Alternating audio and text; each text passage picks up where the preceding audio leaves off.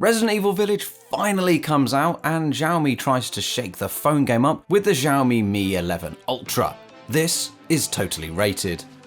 Last week, the gates to Castle Dimitrescu were finally opened as Resident Evil Village came out on all major gaming platforms. PC Gamer appreciated the new spin, calling it the scariest Resident Evil yet. Resident Evil Village can occasionally feel like half a dozen different horror games jammed together, but the strength and variety of its ideas, the quality of the art direction, and its darkly evocative atmosphere more than make up for it. This is a quality horror game in its own right, and proof that Resident Evil still has the power to thrill, surprise, and scare 25 years on. Android Central awarded it a must-play, calling it a showcase for series fans and horror newcomers alike. Resident Evil Village takes everything you loved about the franchise and combines it with some homages to classic and modern horror to create something unique in video games today.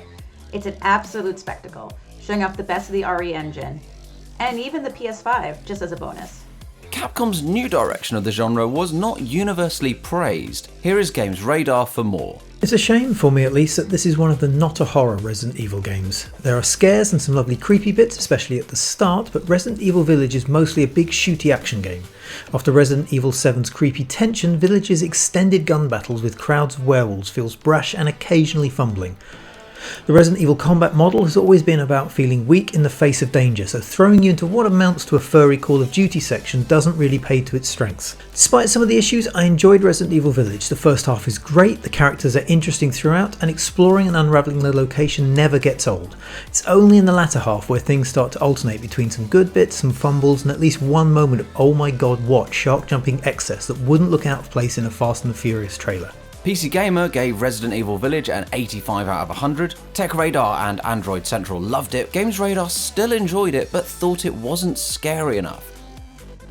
Luxury in smartphones has a new look, and it has a giant bump on its back. Xiaomi's Mi 11 Ultra is officially out. Tech Radar got their hands on it early and had this to say. The Xiaomi Mi 11 Ultra takes the mantra, turn it up to 11, and runs with it. Everything on this phone is a case study in smartphone luxuriance. Plus, there's a gargantuan rear camera bump with 3 massive lenses and a little secondary display. The extra display is a fun addition, but it doesn't serve much purpose. T3 thought the camera module on the back was cumbersome, but still was impressed.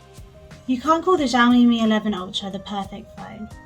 It's heavy, bulky, and not to mention the eyesore that's the camera module on the back. I also thought the second screen could have had a few more uses, and it could have been a bit more responsive as well. But in saying that, this phone did surprise me.